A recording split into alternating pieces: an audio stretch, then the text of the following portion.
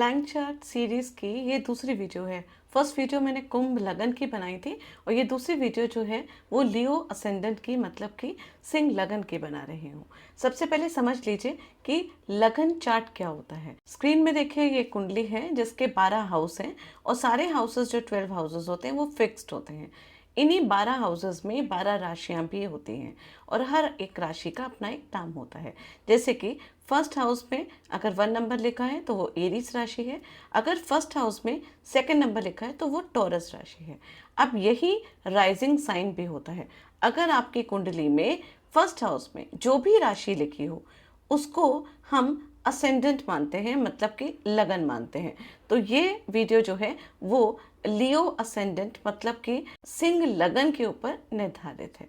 तो ध्यान रखिएगा, इसमें ना ब्लैंक चार्ट के बारे में मैं डिस्कस कर रही हूँ। अगर आप इसको अच्छी तरीके से समझ लेते हैं तो मोर देन 50% आप अपने जीवन के बारे में बहुत कुछ जान लेते हैं अगर आप इस वीडियो को समझ लेते हैं और देख लेते हैं। इसके अलावा मैंने लियो राशि के ऊपर और भी बहुत सारी वीडियोस मैंने पहले बनाई हुई हैं। अगर आप जानना चाहते हैं कि किस नक्षत्र में आप पैदा हुए हैं, चंद्रमा आपके किस राशि में है और कैसे आपका जो लाइफ पैटर्न है वो चलेगा, तो वो मेरी प्रीवियस वीडियो को आप देख सकते हैं। बट इस वीडियो में हम बात करेंगे लियो असेंडेंट के ब्लैंक चार्ट की। यहाँ पे कोई भी प्लैनेट्स के बारे में हम बात नहीं कर रहे हैं। आपका चंद्रमा कहीं पे भी हो सकता है, लेकिन अगर आपकी कुंडली में फर्स्ट हाउस में 5 नंबर लिखा है तो ये वीडियो आपके लिए है।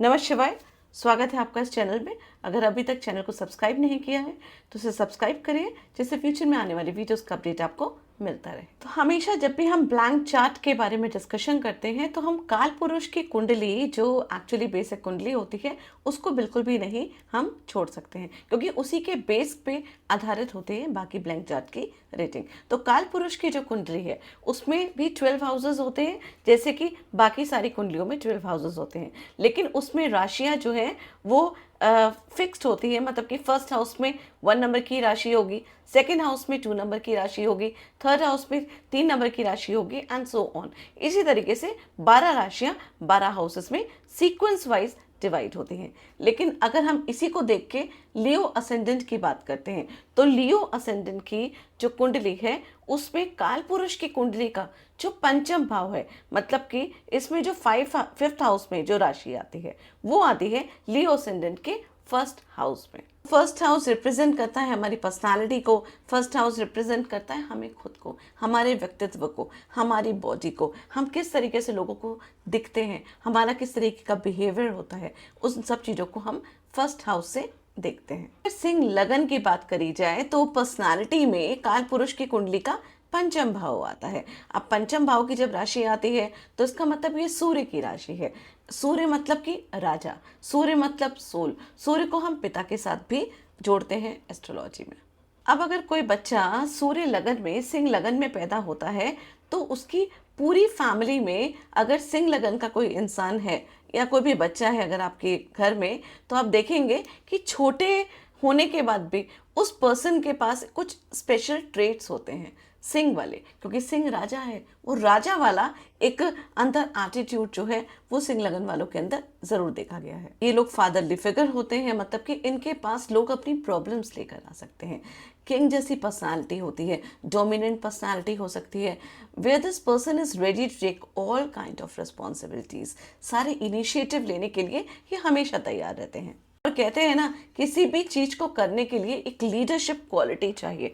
वो लीडरशिप क्वालिटी सन के अंदर बहुत ज़्यादा होती है, क्योंकि sun is a leader, sun is a king. Sun के पास पावर है चीज़ों को करने की, अथॉरिटी है उसके अंदर करने की, और वही अथॉरिटिव वाला नेचर जो है वो सिंह लगन वालों की पर्सनालिटी के अंदर देखा जाता है। पंचम भाव ना एक सिंहासन की तरह है, मतलब कि एक राजगद्दी है, कुर्सी है, एक तरीके से आप देखा जाए पद है, पदवी है, और यहाँ पे कोई भी व्यक्ति बैठ जाता है उसकी पर्सनालिटी के फर्स्ट हाउस में जब ये वाली राशि आ जाती है तो ये क्वालिटी उसके अंदर पूरी तरीके से इवॉल्व हो जाती है, जो कि सूर्य की क्वालिटी है। अगर सूर्य का प्लेसमेंट भी किसी भी तरीके से अगर फर्स्ट हाउस में होता है या सूर्य कनेक्शन भी करता है ना फर्स्ट हाउस से, तब भी इस तरीके के ट्रेट्स जो हैं व्यक्ति की लाइफ में देखे जाते हैं। मोस्टली आप देखेंगे कि ये लोग गवर्नमेंट जॉब में मिल सकते हैं, आपको गवर्नमेंट रिलेटेड टेंडर्स में मिल सकते हैं, इस तरीके का काम करने वाले हो सकते हैं, खुद का बिजनेस करने वाले होते हैं, अथॉरिटिव जहाँ पे स्टेप लेना होता है, जहाँ पे आपको है ना किसी के नीचे काम नहीं करना होता है, उस तरीके का काम, जहाँ पे इनिशिएटिव लेके हम खुद काम कर सकते हैं, उस तरीके की पर्सनालिटी होती है। इनको है ना किसी का ऑर्डर लेना पसंद नहीं होता है। हाँ, ये बहुत अच्छे लेकिन लीडर्स बनते हैं। ये लोगों को इनिशिएट करके लोगों की हेल्प करने के लिए हमेशा परस्पर तैयार रहते हैं। यहाँ पे ना ये जो भी जॉब कर रहे हैं, मतलब कि सिंह लगन वाले, गवर्नमेंट जॉब भी हो सकती है, बाकी डिपेंड करता है सूर्य की प्लेसमेंट पे भी कि आपकी कुंडली में सूर्य की प्लेसमेंट कैसी है, लेकिन काइंड ऑफ इस तरीके की अथॉरिटिव जॉब इनकी होती है because they are very close connected to Surya, क्योंकि ये सूर्य का लगन है ना, सूर्य की राशि यहाँ पे है। इनका वर्क प्लेस और पर्सनैलिटी कहीं ना कहीं गवर्नमेंट से कनेक्टेड तो डेफिनेटली होती ही होती है। अब सूर्य का हाउस जो है टेरिटरी मार्क करने का, ये कॉमन क्वालिटी सूर्य के अंदर पर्सनालिटी होती है। वो क्या करता है, कंट्रोल करने की उसको एक हैबिट होती है, रिकॉग्निशन की, फेम की, और वो मैनेज करते हैं बहुत सारे लोगों के आसपास। मतलब कि उनको पसंद होता है कि उनके आसपास काफ़ी सारे लोग हों और वो उनको मैनेज कर पाएँ, या मतलब कहीं ना कहीं उनकी पर्सनालिटी उनको प्रभाव भी करती है, क्योंकि राजा है ना, राजा को प्रजा का ध्यान रखना है। उस तरीके की मंशा जो है वो इनके अंदर हमेशा देखी गई, उस तरीके का एटीट्यूड इनके अंदर देखा जाता है। स्ट्रॉन्ग और कॉन्फिडेंट नेचर के होते हैं, और बैलेंस क्रिएट करने की जो पॉलिसीज़ होती है, मतलब कि रूल्स और रेगुलेशंस, चीज़ों को कंट्रोल करना, ये राजा का काम होता है। और ये लोग सात्विक नेचर के भी होते हैं। सात्विक मतलब कि ये लोग काफ़ी फेयर होते हैं, ये न्याय प्रिय होते हैं, ये किसी के संग अच्छा या बुरा नहीं, जो सही है वो सही है। इनका अपना कोई बहुत क्लोज भी पर्सन होता है और साथ में कोई दूसरा व्यक्ति होता है। अगर उन दोनों के बीच में कोई बात चल रही होती है तो भी ये हमेशा सही का साथ देना पसंद करते हैं। और इसी तरीके से बोला जाता है कि सूर्य कैसे कहा जाता है कि डोमिनेटिंग नेचर के हैं, लेकिन ये बहुत ज़्यादा सेक्रीफाइसिंग नेचर के भी होते हैं। उस समय ये चीज़ नहीं सोचते हैं कि ये मेरा अपना पर्सन है, इसको दुख नहीं होना चाहिए, लेकिन जो सही है उसको सही कहते हैं। अंदर से ये परेशान हो जाते हैं, लेकिन सत्य का साथ ये देना जो है वो ज़्यादा पसंद करते हैं। और इसीलिए बोला जाता है कि सूर्य लगन वाले लोग जो हैं सेक्रीफाइसिंग नेचर के भी होते हैं। सूर्य का नेचर होता है ना, खुद जलता है और दूसरों को रोशनी देता है। कभी भी ये अपनी इमेज की जो है वो डिसरिस्पेक्ट नहीं होने देते। मतलब कि इनको बहुत ज़्यादा परवाह होती है कि इनकी रिस्पेक्ट हो, इनकी इमेज किसी भी तरीके से ख़राब ना हो। अपनी ज़रूरतों को कम्युनिकेट नहीं कर पाते हैं, कई बार ऐसा भी होता है। कई बार हैं जो इनकी इच्छाएं होती हैं, उस इच्छाओं को लोगों के सामने व्यक्त नहीं कर पाते हैं, उसको व्यक्त करने में इनको डिफ़िकल्टी भी होती है, क्योंकि कहीं ना कहीं इनके अंदर एक अथॉरिटिव नेचर होता है। और इनफैक्ट यही भी एक रीज़न है कि जब अपने भाव को एक्सप्रेस नहीं कर पाते हैं तो कई बार पार्टनरशिप में ना इनको चीटिंग भी झेलनी पड़ सकती है। कि इसका एक रीज़न ये भी होता है कि ना कॉम्प्रोमाइज़ नहीं करते हैं, ये किसी के सामने झुकना पसंद नहीं करते हैं। किसी भी तरीके के हालात हो, लेकिन डाउनग्रेड होना बिल्कुल भी नहीं पसंद करते हैं, नहीं हो सकते हैं। राजा के लगन है, राजा का लगन है, इसलिए सेल्फ रिस्पेक्ट इनके लिए सबसे ज़्यादा महत्वपूर्ण है। इनकी बदनामी ना हो, इनकी इमेज खराब ना हो, इस चीज़ का ये लोग बहुत ज़्यादा ध्यान रखते हैं। फैमिली कॉन्फ्लिक्ट या लैंड इश्यूज़ रहता ही है इनकी लाइफ में, और मैरिज में भी इश्यूज़ जो है वो कहीं ना कहीं रहता है, क्योंकि राजा है और रानी है। राजा रानी की शादी कभी नहीं होती है, इनका बॉन्ड एग्रीमेंट होता है। तो वो काइंड ऑफ एग्रीमेंट की तरह इनका जीवन जो है वो शादी के बाद भी चलता है, जहाँ पे समझौता जो है वो प्रायोरिटी में होता है, लेकिन साथ ही में दूसरों के सामने रिस्पेक्ट, मतलब कि अपना मान सम्मान कहीं पे नहीं खोना है। इसलिए इन चीज़ों का भी ये बहुत ज़्यादा ध्यान रखते हुए अपने रिलेशनशिप को निभाते हैं।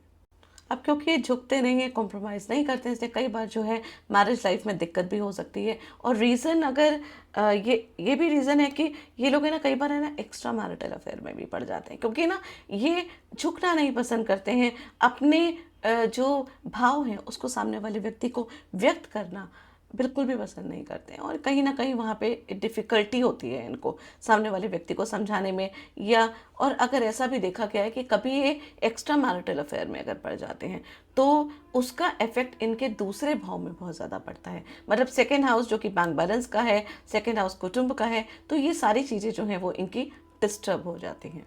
सिंह लगन वाले ऑल तो सबसे अलग रहते हैं, लेकिन आइसोलेशन इनको बिल्कुल भी पसंद नहीं होता है। ये हमेशा चाहते हैं कि इनके आसपास, इनके इर्द गिर्द जो हैं वो लोग रहें और दिखते रहें, इनकी फैमिली मेम्बर्स इनको दिखते रहें।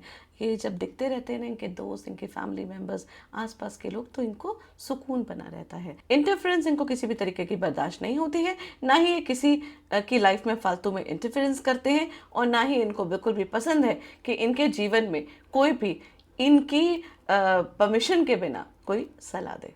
अनलेस यहाँ पे पूरा ट्रस्ट करके आपको ये मौका ना दे, तब तक सिंह लगन वालों को किसी भी तरीके की सजेशन जो है वो नहीं देना चाहिए। दूसरा है ना, आप ये देखेंगे सिंह लगन वाले ना बहुत अच्छे शेफ होते हैं। They cook very well. उनको खाना बनाना बहुत ज़्यादा पसंद होता है, खाना बना के खिलाना भी बहुत पसंद होता है, क्योंकि 12वीं राशि में कर्क जो इनका 12th हाउस है उसमें कर्क की राशि है और चंद्रमा की राशि है। तो इनको खाना बनाना बहुत ज़्यादा पसंद है, खाना खिलाना लोगों को बहुत ज़्यादा पसंद है, और ये अलग अलग वैरायटीज़ का खाना जो है वो बना लेते हैं, और उससे इनके मन को काफ़ी सुकून मिलता है। मतलब खाना बनाना इनके लिए काइंड ऑफ अ मेडिटेशन है। They really love that.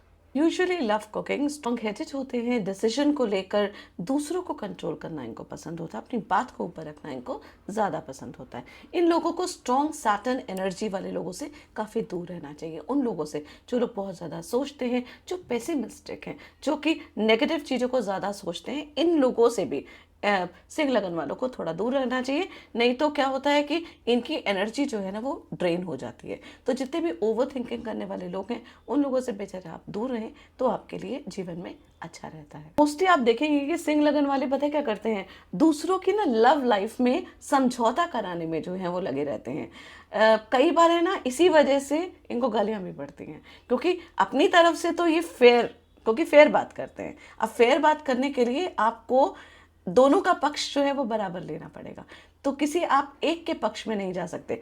और ये काफ़ी फेयर होते हैं, जैसे मैंने बोला सात्विक राशि है ये, तो जो सही है वो सही है और जो गलत है वो गलत है। अब सही के ऊपर सही और गलत के ऊपर गलत जब बोला जाता है तो डेफिनेट बात है इनको गालियाँ पड़ेगी, क्योंकि इनका जो बहुत क्लोज दोस्त होगा, जो इनका काफ़ी क्लोज मेंबर होगा, वो एक्सपेक्ट करेगा कि एटलीस्ट तुम मेरा साइड लो, जो कि ये काम बिल्कुल भी नहीं करना पसंद करते हैं।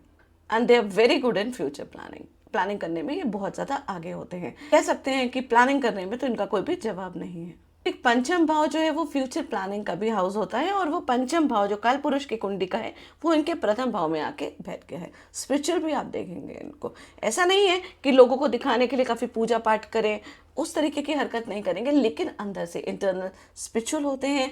मंत्र शक्ति भी इनकी बहुत ज़्यादा स्ट्रांग होती है। अगर कोई मंत्र वगैरह ये करना चाहते हैं तो किसी भी मंत्र की सिद्धि प्राप्त बहुत आसानी से कर सकते हैं, क्योंकि पंचम भाव जो है वो मंत्र शक्ति का भी होता है। ये लोग बहुत अच्छे मंत्र के साधक हो सकते हैं। अगर इनका मरकरी अच्छा है तो इनका उच्चारण जो है ना मंत्रों का, वो भी काफ़ी खूबसूरत होता है। कहीं ना कहीं अगर 8th हाउस इनका कनेक्शन बन जाए इनके 1st हाउस से, फिर ये कई प्रकार के मंत्रों की सिद्धि भी कर सकते हैं। इस तरीके की एनर्जी जो है वो इनके अंदर होती है, जैसे कि तंत्र वाले जो मंत्र होते हैं उनकी सिद्धि कर सकते हैं, जिसे तांत्रिक मंत्र भी आप कह सकते हैं, जहाँ मंत्र शक्ति से दूसरों को हील किया जा सकता है, दूसरों की प्रॉब्लम को सॉल्व किया जा सकता है। अगर जुपिटर आ जाता है तो हीलिंग पावर इनके अंदर बहुत ज़्यादा स्ट्रॉन्ग हो जाती है। So that these kind of energies are seen in Leo lagan ascendants. अब इनकी पर्सनालिटी की बात तो हो गई है। These peoples are very particular about their children also, क्योंकि पंचम भाव जो है वो बच्चों को भी दर्शाता है। इनको लगता है कि जिस प्रकार का डिसिप्लिन इन्होंने अपनी लाइफ में जिया है,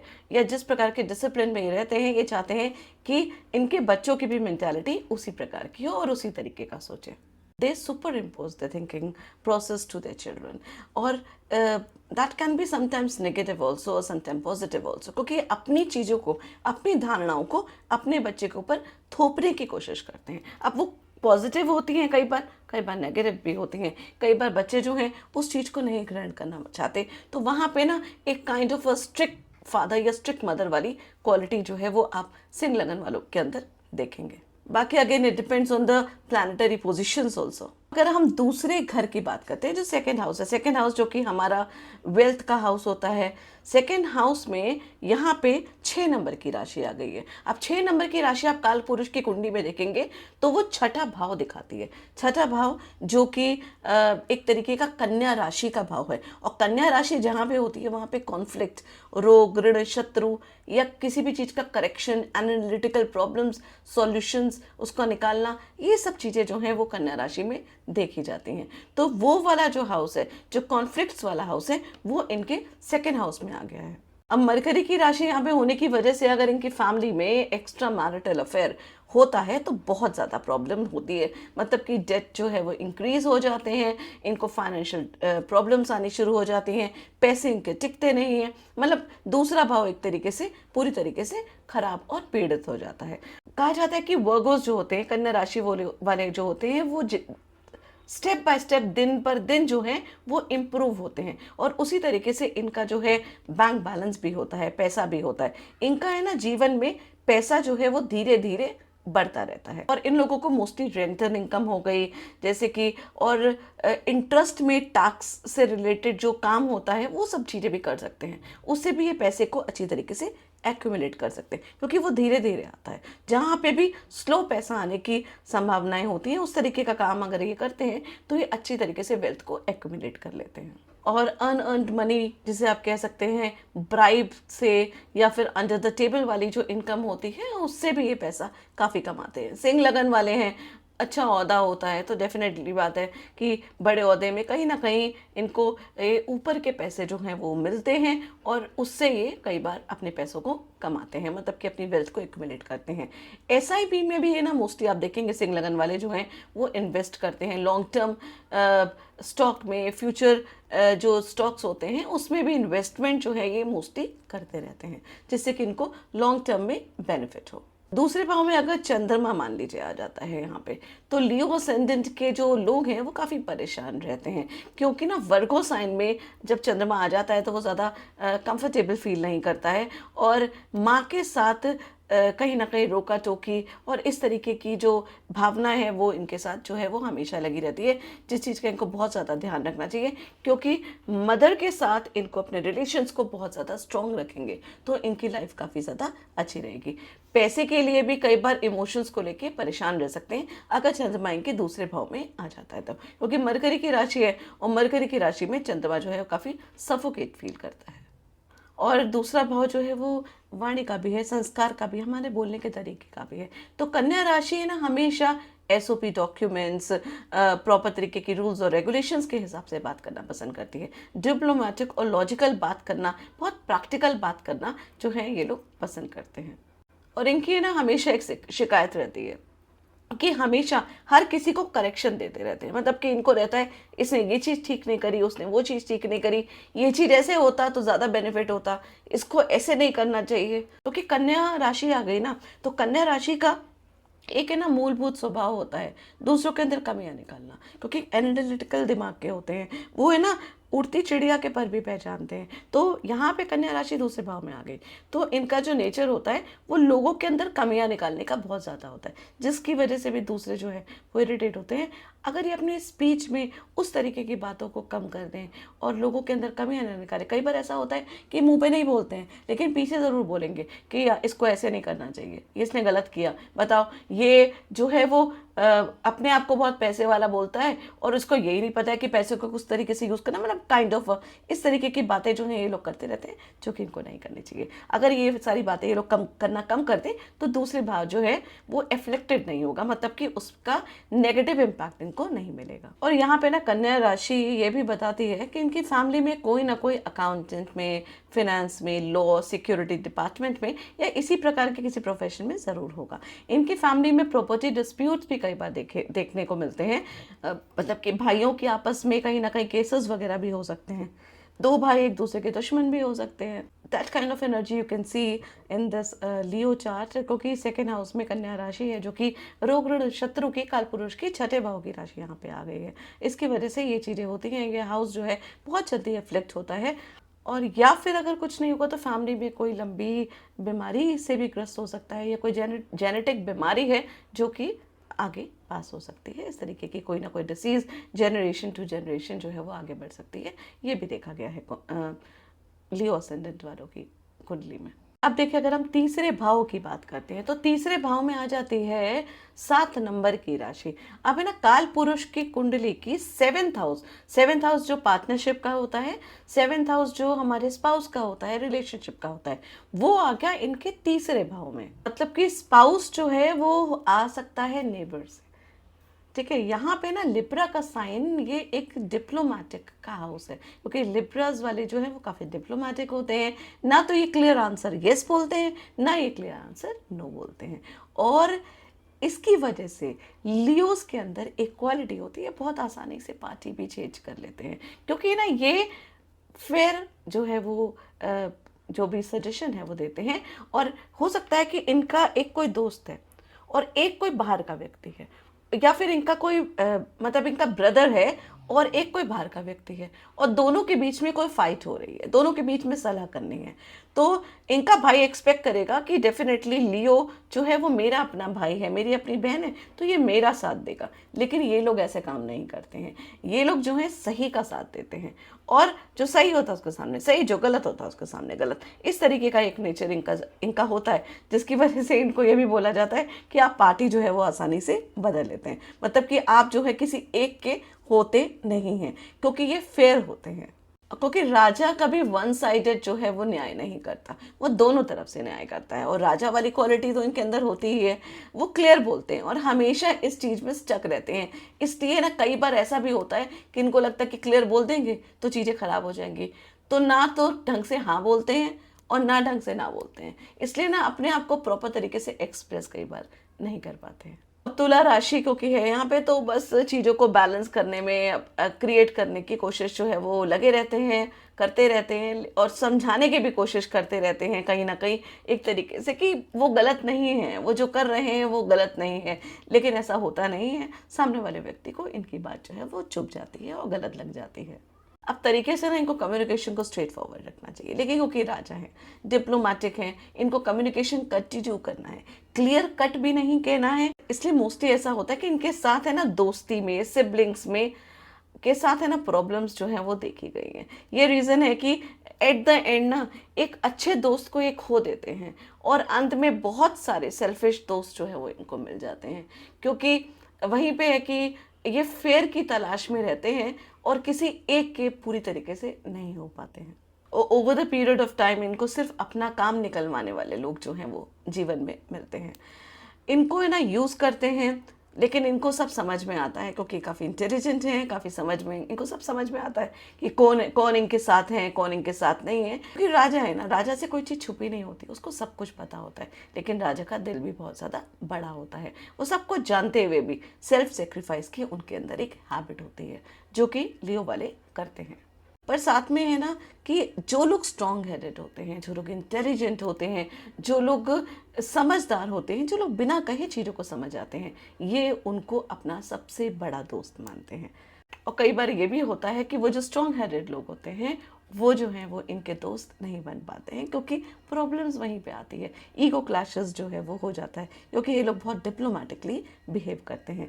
इसलिए शुरू में इनको बहुत अच्छे अच्छे लोग मिलते हैं, लेकिन बाद में इनका जो बिहेवियर होता है, इनका नेचर होता है, जैसे कि अच्छे लोग इनसे धीरे धीरे जो है वो छूट जाते हैं।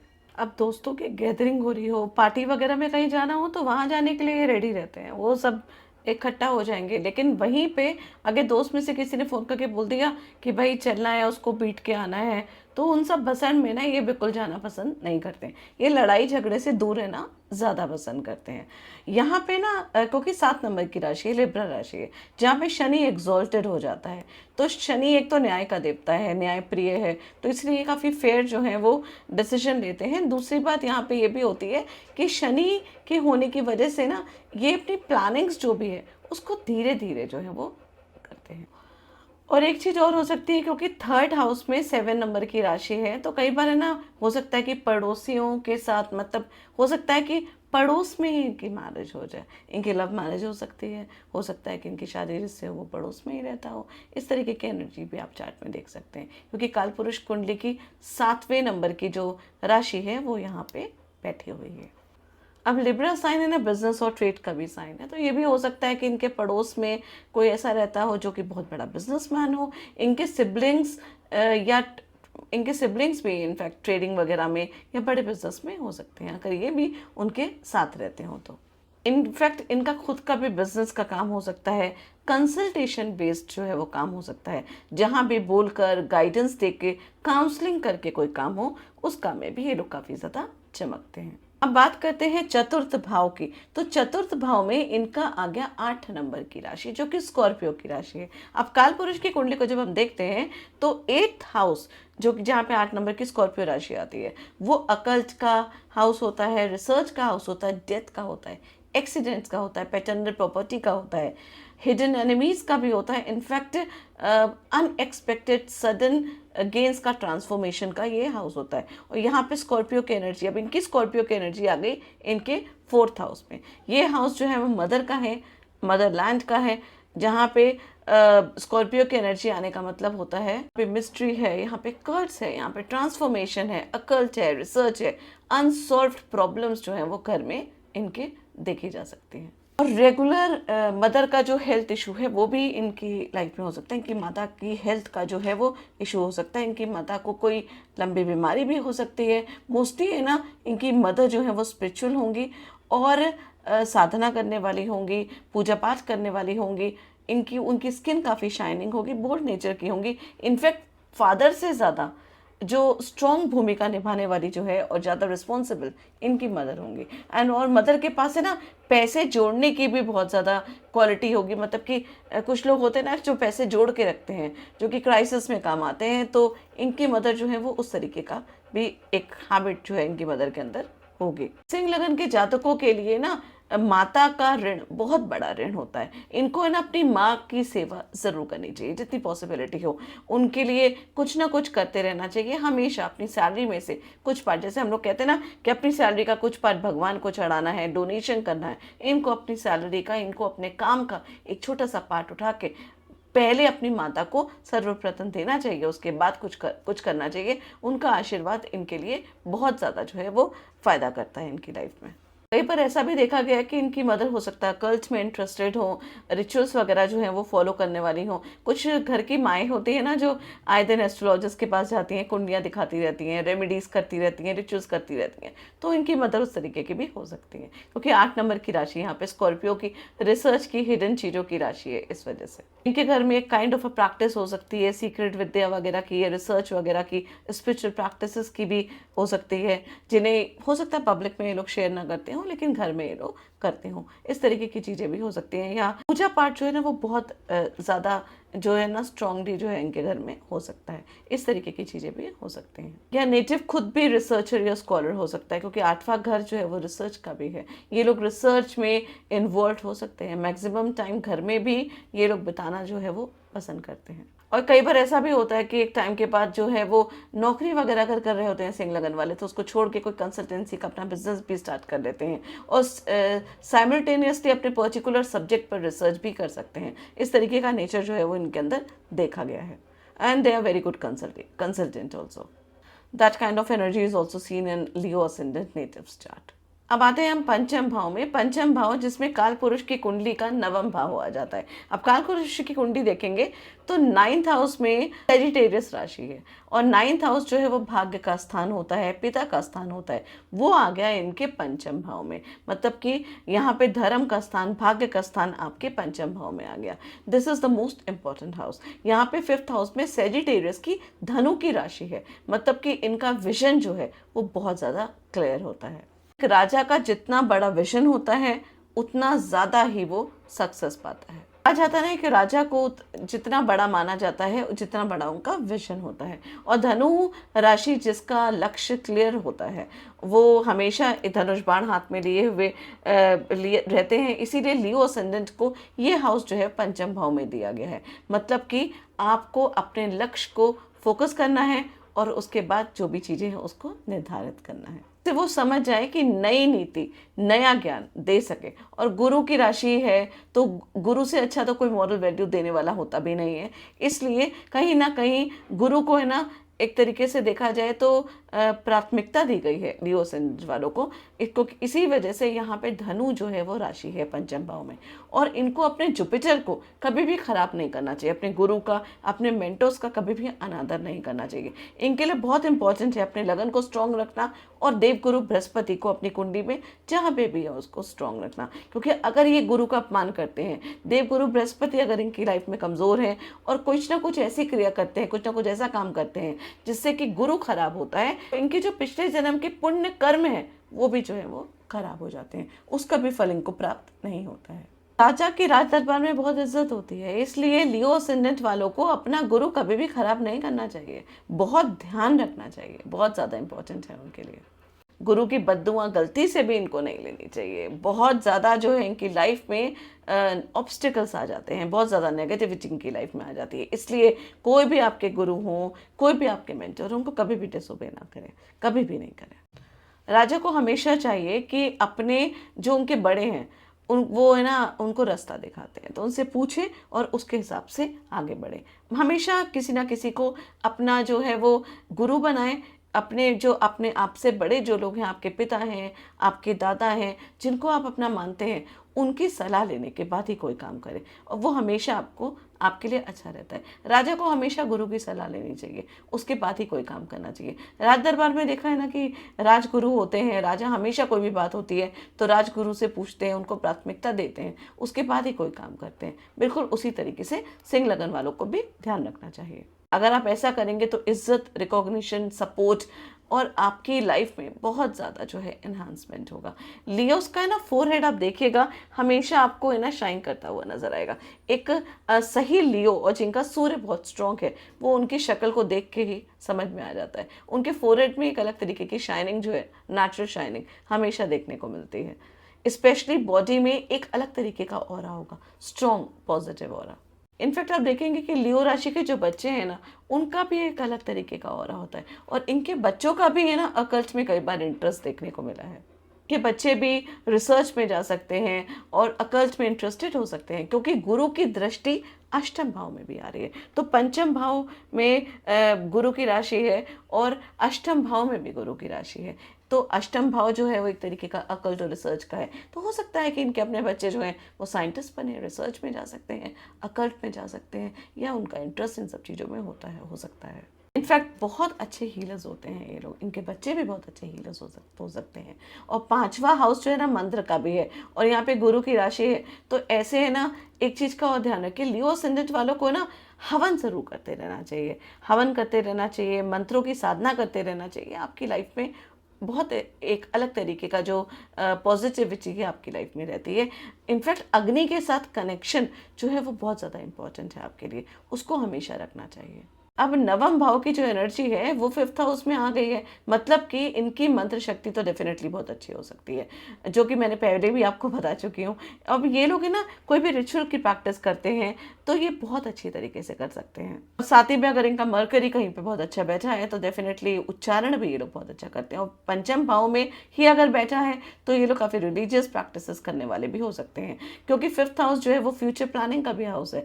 इनको ये मालूम होता है कि अगर मैंने इतने दिनों तक किसी मंत्र की साधना करी तो मैं इस तरीके की सिद्धि प्राप्त कर सकता हूँ, और ये ताकत इनके अंदर होती भी है और ये कर भी लेते हैं। और डेफिनेट बात है कि सिंह लगन वालों की कोशिश होती है कि इनके बच्चे जो हैं वो इन्हीं के नक्शे कदम में चले, तो इनके बच्चे भी आप देखिएगा कि स्पिरिचुअल होंगे काफ़ी, और नवम भाव की एनर्जी भी इनके बच्चों के अंदर आपको दिखेगी। इनके फादर और जो गुरु होंगे वो उनका भी आना जाना इनके घर में रहता है, ये उनकी रिस्पेक्ट भी करते हैं, और इनके बच्चे भी जो हैं वो काफ़ी संस्कारी होते हैं। और इनफैक्ट इनके बच्चों का भी अपने दादा लोगों के साथ, इनके जो खुद के गुरु हैं उनके साथ एक अच्छा कनेक्शन, एक अच्छी बॉन्डिंग भी देखने को मिलती है। और उसके ऊपर क्योंकि फिफ्थ हाउस जो है वो चिल्ड्रन का भी है, तो इसलिए ना इनके बच्चे हायर एजुकेशन के लिए कई बार है ना दूर पढ़ने भी जा सकते हैं, क्योंकि पंचम भाव में नवम भाव की राशि आ गई, और नाइन्थ हाउस जो है वो लॉन्ग डिस्टेंस को भी दिखाता है। तो ये भी हो सकता है कि पढ़ाई वगैरह करने के लिए कहीं बाहर जाके ये अपनी पढ़ाई की तैयारी करें या अपनी पढ़ाई को कंप्लीट करें। गुरु के साथ होने से आप अनुमान लगा सकते हैं कि इन लोगों के घर वालों में कितना समझते होंगे या कितना ओबे भी करते होंगे। तो इनकी बातों को जो है वो इनके घर में इनकी चलती है, लोग इनको ओबे भी करते हैं। अब बात करते हैं छठे भाव की। तो 6th हाउस में मकर राशि जो कि शनि की राशि है वो आ जाती है। इसलिए है ना, ये लोग है ना अच्छे मैनेजर्स भी साबित होते हैं। इनके अंदर बहुत सारे वर्कर्स काम कर सकते हैं। इनके अंदर they are very good leaders. Labour काम करते हैं, डेली वेजेस वाले लोग काम कर सकते हैं। इन लोगों को है ना नौकर भी बहुत अच्छे मिलते हैं, मतलब सर्विस प्रोवाइडर्स बहुत अच्छे मिलते हैं। जो लोग है ना बाहर बहुत बदतमीज होंगे बेशक, लेकिन इनके साथ वो बहुत अच्छे होते हैं। इनके जो मतलब इनके नौकर जो है ना वो इनको ये अपने नौकरों को भी सर पे चढ़ा के रखते हैं, और इनके नौकर इनकी सुनते भी हैं, इनकी बनती भी है, इनकी चलती भी है उनके सामने। और हो भी सकता है कि बाहर का कोई व्यक्ति आए और वो इनको बोले कि आपका नौकर तो बहुत बदतमीज है, इनको कोई भी फर्क नहीं पड़ता, क्योंकि वो जो भी सर्विस प्रोवाइडर्स जो इनको सर्विस प्रोवाइड करते हैं वो इनका ऑरा और इनके एटीट्यूड के हिसाब से वो भी एटीट्यूड वाले होते हैं, लेकिन इनके संग बहुत अच्छे होते हैं। अब 6th में ना शनि की राशि आने की वजह से ना सूर्य जो है वो शनि का मित्र नहीं है, ये तो हम सबको पता ही है। स्टिल नौकर जो हैं इनके बहुत अच्छे रहेंगे, मतलब वही बात है कि वो दूसरों के साथ अच्छे नहीं होंगे लेकिन इनके साथ अच्छे होंगे, इनके संग कभी बदतमीजी जो है वो नहीं करेंगे। और इनफैक्ट बड़े से बड़े बदतमीज और बड़े से बड़े धुरंधर लोग भी होंगे ना, वो इनके अंडर इनके कंट्रोल में आके काम कर लेते हैं। ये सिंह लगन वालों की क्वालिटी होती है। इनको मोस्टली है ना वफादार लोग मिलते हैं। इस मामले में इनका जो लक काफ़ी साथ देता है। और यही मेन इंपॉर्टेंट बात है कि जितने नौकर जाकर इनके अंदर काम करेंगे, जितने लोग जो हैं वो इनके अंदर रहेंगे, जितने लोगों का घर का चूल्हा जो है वो इनकी मतलब इनके देने की सैलरी से इनसे जो है वो बंधा रहेगा, उतना ही ये लोग जो हैं अपने व्यक्तित्व को निखार पाएंगे, क्योंकि राजा की राशि है और राजा का काम है प्रजा का पालन करना। इनके साथ जो लोग काम करते हैं वो इनसे इनकी बात भी मानते हैं और इनका कहाँ मानते हैं। इनके चार्ट में ना कुछ प्लानिटरी पोजीशंस अगर अच्छी ना हो तो वहाँ पे कुछ थोड़ा सा दिक्कत आ सकती है। अदरवाइज लियो असेंडेंट वालों की लोग बात सुनते हैं। ये इनके अंदर जो है वो एक कई बार है ना, मैं ये नहीं कहूँगी कि लियो असेंडेंट वाले ज़बरदस्ती किसी चीज़ को करते हैं। हाँ, डोमिनेटिंग नेचर होता है, लेकिन एक इस तरीके का डोमिनेटिंग नेचर होता है इनके अंदर। एक ऐसी क्वालिटी होती है, सेल्फ सेक्रीफाइस भी करते हैं, लेकिन प्यार से अपनी बात को मनवाना और कुछ इस तरीके की एक्टिविटी करना कि सामने वाला व्यक्ति अपने आप ही इनकी बात मान लेता है। शनि की राशि की वजह से ना ये काफ़ी पावरफुल भी हो जाता है इनका 6th हाउस। यहाँ पे लेकिन एक चीज़ और है कि लियो राशि वाले जब काम करते हैं तो वर्कलोड इनके ऑफिस में इनको ज़रूर मिलता है, मतलब कि इनकी डिमांडिंग जॉब होती है। ओवर थिंकिंग और कम्पिटिटिव एनवायरनमेंट इनके संग बना रहता है। ऑफिस में पॉलिटिक्स में भी स्ट्रगल में ये लोग पड़े रहते हैं। लेकिन साथ ही में क्योंकि दशम भाव 6th हाउस में आ गया है, जो 10th हाउस कालपुरुष की कुंडली का है वो इनके छठे भाव में आ गया है। जैसे कि एज आई टोल्ड यू, आपके लिए डेली रूटीन रोग ऋण शत्रु का ये हाउस है। अब यहाँ पे दशम भाव है तो दशम भाव में डेफिनेटली रोग ऋण शत्रु, मतलब शत्रु तो आपके डेफिनेटली होंगे होंगे। और इसमें एक चीज़ और है कि दशम भाव यहाँ पे आने की वजह से 10th हाउस की भी एनर्जी यहाँ पे होती है, इसलिए मैक्सिमम शत्रु जो हैं आपको आपके वर्क प्लेस में ही मिलते हैं। इनकी एनर्जी ही कुछ इस तरीके की होती है। वर्क प्लेस में आपके मैक्सिमम कंपटीटर्स होंगे, मैक्सिमम आपके एनिमीज होंगे। आप एनिमीज को अट्रैक्ट भी करेंगे और साथ में ओवरकम भी कर लेंगे उनके ऊपर। एक चीज़ और है कि इनके लिए ना नौकरी करना बहुत ज़्यादा इजी नहीं होता है। नौकरी में मैंने बोला बहुत सारे शत्रु भी इनके होते हैं और ये किसी के अंदर भी काम नहीं कर पाते, तो प्रेशर जो है इनकी जॉब में हमेशा लगा रहता है। और फर्स्ट ऑफ ऑल इनका एटीट्यूड, इनका नेचर भी काफ़ी बॉसी होता है। ये डिक्टेटर टाइप के नेचर के होते हैं, तो काफ़ी इगोस्टिक भी होते हैं। देखिए कि इनका 10th हाउस को कि रोग ऋण शत्रु वाले घर में बैठा हुआ है, इसलिए ज़्यादातर है ना इनकी कम्युनिकेशन स्किल्स, ये काम करने के तरीके की वजह से प्रॉब्लम्स आ सकती हैं। मतलब ये ना अपने हिसाब से अपने तरीके से काम करते हैं। ये वही तरीका पसंद करते हैं जो इनको सही लगे, और ये कई बार है ना दूसरों की बात को जल्दी नहीं सुनते हैं और अपने हिसाब से अपने रूल्स और रेगुलेशंस को लागू करते हैं। कई बार इनके बॉस को भी इनसे इन्फीरियरिटी कॉम्प्लेक्स भी हो सकता है, क्योंकि ये डेफिनेट बात है कि इनका खुद का बॉस ही एटीट्यूड होता है। ये नेटिव जो हैं वो कुछ इस तरीके के होते हैं कि बॉस इनके नेटिव को ट्रबल, मतलब इन नेटिव्स को इनके बॉसेस जो हैं वो ट्रबल कर सकते हैं। और ये एनर्जी इनके चार्ट में आप देखेंगे हमेशा इस तरीके की। जो इनके नीचे वाले लोग हैं, जिनके ये लीडर हैं, उनके साथ सब कुछ सही रहेगा, लेकिन जो लोग इनको डोमिनेट करते हैं, जो लोग इनको ऑर्डर देते हैं, वहाँ पे थोड़े इश्यूज और क्लैशेस हो सकते हैं। अब अगर हम 7th हाउस की बात करते हैं, जो कि पार्टनरशिप का हाउस है, 7th हाउस जो कि जहाँ पे कुंभ राशि आती है, कुंभ की एनर्जी आती है। अब कुंभ जहाँ भी बैठा होगा, क्योंकि यहाँ पे राहु की एनर्जी आ जाएगी, क्योंकि शनि का मूल त्रिकोण राशि है, यहाँ पे ना ऑब्सेशन तो डेफिनेटली होगा ही होगा। मतलब कोई भी इस तरीके की चीज़ जहाँ पे आप हर चीज़ को कंट्रोल करना चाहेंगे, उस तरीके की फीलिंग्स जो है जहाँ पे कुंभ राशि होती है वहाँ पे ये होती है। तो इन जातकों के अंदर है ना ऑब्सेशंस बहुत ज़्यादा होता है। रिलेशनशिप में ऑब्सेशन हो सकता है, मैरिज में ऑब्सेशन हो सकता है, बार बार मैरिटल एक्स्ट्रा मैरिटल अफेयर्स में भी इस तरीके की जो एनर्जी है वो दे सकती है। इससे ना बहुत लोग अट्रैक्ट भी होते हैं। लियो असेंडेंट वालों का ना ऑरा इतना अट्रैक्टिव होता है कि कई बार ऐसा होता है कि सामने वाली पार्टी इनसे काफ़ी ज़्यादा अट्रैक्ट होती है। इनका स्पाउस भी हमेशा इनको मतलब इनका स्पाउस भी हमेशा इनसे डोमिनेंस होता रहेगा। मतलब कि ये अपने स्पाउस को बहुत अच्छी तरीके से डोमिनेट कर लेते हैं। ये क्वालिटी भी देखी गई है इनके अंदर। यहाँ पे ना इनफैक्ट पैसा बनाने का मतलब भी बहुत ज़बरदस्त हो सकता है कि मतलब कि पार्टनरशिप में ये लोग है ना रिजल्ट पे बिलीव करते हैं। ये मतलब खाली बातों पे बिलीव नहीं करते हैं। इनको लगता है कि हर चीज़ का रिजल्ट होना चाहिए और हमेशा उस चीज़ पे काम करते हैं, और जिसकी वजह से पार्टनरशिप में बहुत अच्छा पैसा कमाते हैं। इनको पार्टनरशिप ज़रूर करनी चाहिए कोई भी काम करने में, उसमें इनको काफ़ी बेनिफिट होता है। लेकिन आप पार्टनरशिप के साथ कुछ प्लानिटरी पोजिशंस है उस पर भी ध्यान देना चाहिए कि सामने वाले व्यक्ति का ना शनि बहुत ज़्यादा स्ट्रांग नहीं होना चाहिए। अगर सैटर्न बहुत ज़्यादा स्ट्रांग होगा तो फिर दिक्कत और क्लैशेस जो है वो आ सकते हैं। वैसे इन लोगों को पार्टनरशिप में ज़रूर जाना चाहिए और बिजनेस करना भी चाहिए, क्योंकि बिजनेस जो है वो एक्चुअली इन लोग के लिए बना हुआ है और ये प्रॉफिट भी कमाते हैं, बिजनेस करते हैं। क्योंकि ये राजा है ना, राजा का काम ही यही होता है कि काम करना, मतलब बड़े तौर पे काम करना, बिजनेस करना, ऐसा काम करना जिससे काफ़ी लोगों की प्रजा का जो है वो मदद भी हो सके और आप बहुत सारे लोगों को अपने हाथों से वेतन दे सके, मतलब कि सैलरी दे सके। और फिर बाकी डिपेंड करता है कि 7th हाउस में आपके कौन से प्लैनेट्स जो हैं वो पॉजिटिव हैं। यदि है ना इनको धोखा मिलता है पार्टनरशिप में, मतलब कि हो सकता है कि 7th हाउस की एनर्जी जो है वो बैलेंस नहीं है, मीन्स अपने लगन को इनको मजबूत करना बहुत ज़्यादा ज़रूरी है। तो इस चीज़ का भी आप ध्यान रखिएगा। अगर पार्टनरशिप में मान लो आपको धोखा मिला है, आपके स्पाउस ने आपके साथ धोखा किया है, तो हमेशा देखिए आपका कहीं ना कहीं आपका सूर्य जो है वो मजबूत नहीं है, उसको मजबूत करना बहुत ज़्यादा ज़रूरी है। तभी इनकी लाइफ में रिलेशनशिप और मैरिड लाइफ स्टेबल होती है। जबकि ये डोमिनेंस भी करते हैं अपने स्पाउस को, उसके बाद भी दे शुड ऑलवेज क्लैशेस होते हैं। ऐसी बात नहीं है कि बहुत ज़्यादा रोमांटिक जो है इनका जीवन होगा। लव मैरिज हो सकती है लेकिन उसके बाद भी कहीं ना कहीं अपने स्पाउस को डोमिनेंस करते हैं, लेकिन उसके बाद भी लाइफ को ये है अपनी मैरिड लाइफ को स्टेबल करना ये जानते हैं। They should always check their partners, चाहे स्पाउस हो चाहे बिजनेस पार्टनर हो, कि उनका जो है ना 7th हाउस में कौन सा प्लैनेट बैठा हुआ है। अगर शनि की एनर्जी स्ट्रांग है तो फिर दिक्कत आपकी लाइफ में आ सकती है उनको लेकर। एक चीज़ का और ध्यान रखिएगा कि जब भी सिंह लगन वालों की शादी होगी, मतलब कि जब भी आपकी लाइफ में स्पाउस की एंट्री होगी, तो इनकी लाइफ में ना इनके विशेस जो है वो फुलफिल होंगी, क्योंकि यहाँ पे 11 नंबर की राशि है।